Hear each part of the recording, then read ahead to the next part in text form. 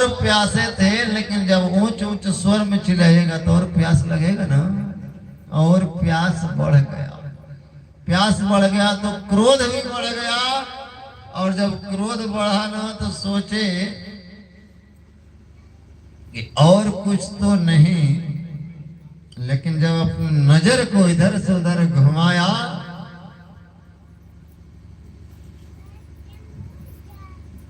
तो घास पतवार में एक मरा हुआ सर्प दिखाई दिया, और उस सर्प को अपने तीर से उठा करके, मरे हुए सर्प को तीर से उठाया, और उठा करके देखिए उस बगीचा में फूल था, फूल नहीं चढ़ाए।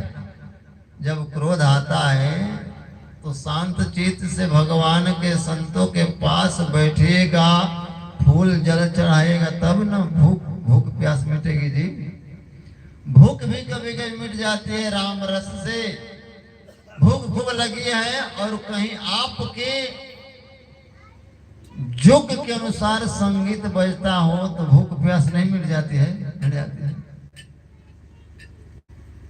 तो सर्प को उठा करके उस ऋषि की गर्दन में माला के रूप में डाल दिया, माला के रूप में डाल दिया, और डाल करके महाराज चल दिए।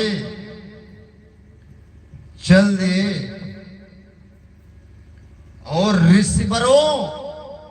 ऋषिवरों का, कई ऋषिवरों के पुत्र कौशिकी नदी के तट पर खेल रहे थे,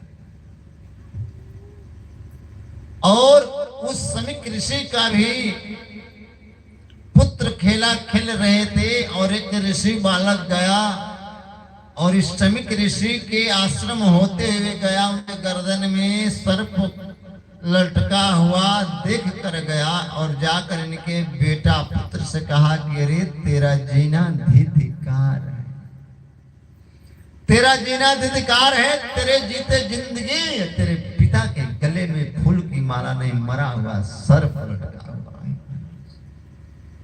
वो दौड़ करके बालक आया, 5 वर्ष का बालक, देखा कि मेरे पिता के गले में सर्प लटका हुआ है। दोनों आंखों आंसू से भर गया, डवाडव दौड़ करके कौशिकी नदी में गया और प्रवेश किया और जल लिया, संकल्प किया कि जो भी मेरे पिता के गले में सर्प डाला है, यही सर्प उस व्यक्ति को आज के 7वें दिन तक्षक नाग बन करके मृत्यु का हाहाकार हो गया। फिर लौट कर आया और लौट करके पिता के गले में जब शांत चित्त से सर्प की माला देखा ना, फुट फुट करके महाराज वह बालक रोने लगा।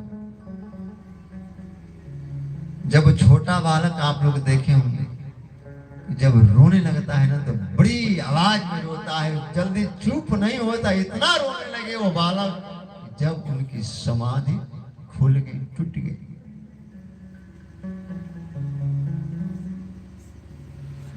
बुलाया, गोद में बैठाया, बेटा कौन कारण, कौन आपको बोला, कौन क्या कह दिया बेटा।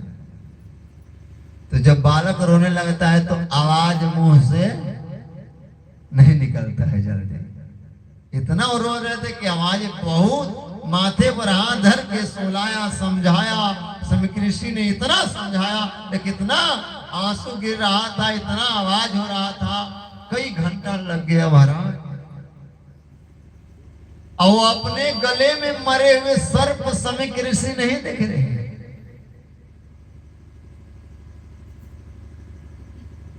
जब वो उनका बेटा कहा कि पिताजी आपके गले में मरा हुआ सर्प, और जो आपके गले में डाला है पिताश्री, मैं उनको श्राप दे दिया कि 7वें दिन मृत्यु होगी।